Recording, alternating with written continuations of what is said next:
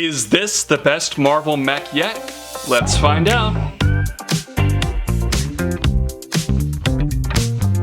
Hello everybody, the Brickologist here with another new LEGO Marvel 2024 set review. Today we have set number 76227, War Machine Mech Armor. The set retails for about $15 here in the US, contains 154 pieces, and here is a front look at your box. I got my personal copy at my local Kohl's. The back of the box shows off some of the play functions of this set. I think we're all familiar with the Marvel mech formula by now. You get a mech, you get a figure. Let's look at the exclusive figure. The one figure included with this set here is a brand new and exclusive version of War Machine, and since this set is branded as an Infinity Saga set, I figured this would replicate an armor from the movies. However, after looking at all of War Machine's various costumes throughout the films, I couldn't really find one that resembles this exactly. The closest one is the armor he wears in Age of Ultron, but that one he doesn't have red eyes or the red arc reactor, but he does have those in Civil War, so it's kind of like an amalgamation between the two.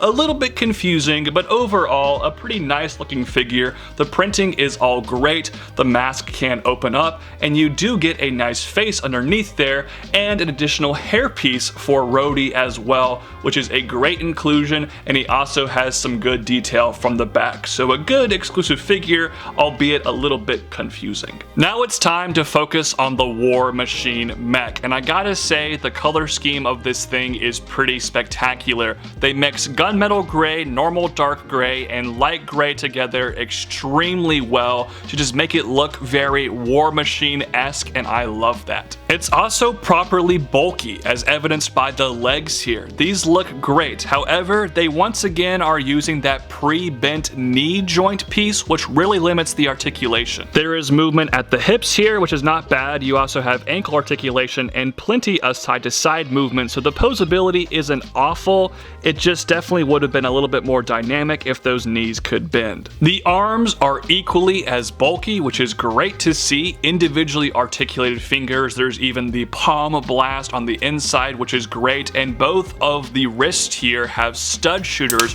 which adds lots of firepower. Very War Machine-esque again, but ultimately the best War Machine element here is not lost. That is a stud shooter on the shoulder of the right arm with a tube going into the torso. That is awesome. So there are 3 stud shooters in total on this very small mech. Really good stuff. Additionally, from the back here, you have this small backpack part that can come off, and inside there is storage for extra shots for your stud shooters. I was not expecting that on one of these mech sets, but I absolutely love it. Unfortunately, once again, the articulation is very limited. You have the mixel ball joint here, which is good at the shoulders, but that's about it. No wrist articulation either, which is a big hindrance to the blast piece. You can't really get a good pose with that. Definitely a big miss in my opinion. Finally, we have the torso, which has an awesome printed piece in the center, and it can open up to house your Rhodey minifigure, and he looks really good piloting this mech.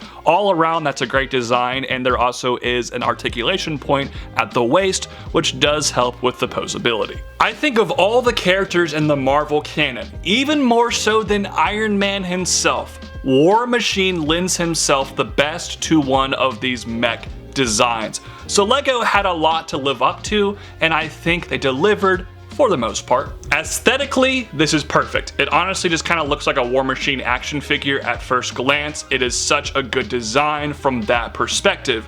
But there are a few limitations. Those being the articulation. Well, lack thereof articulation. The posability here just isn't great, which definitely hinders the main play value of this set. Luckily, it makes up for that with lots of stud shooters and storage for the stud shooters, which is just going above and beyond in my opinion, but I can't ignore how bad the posability is here. Also, another demerit for this set is the price. Now, the price to part ratio here is actually right on the money. However, these Marvel mechs were literally like $10 2 years ago. Now I get inflation is running wild, but a 50% jump in price to 15 is crazy.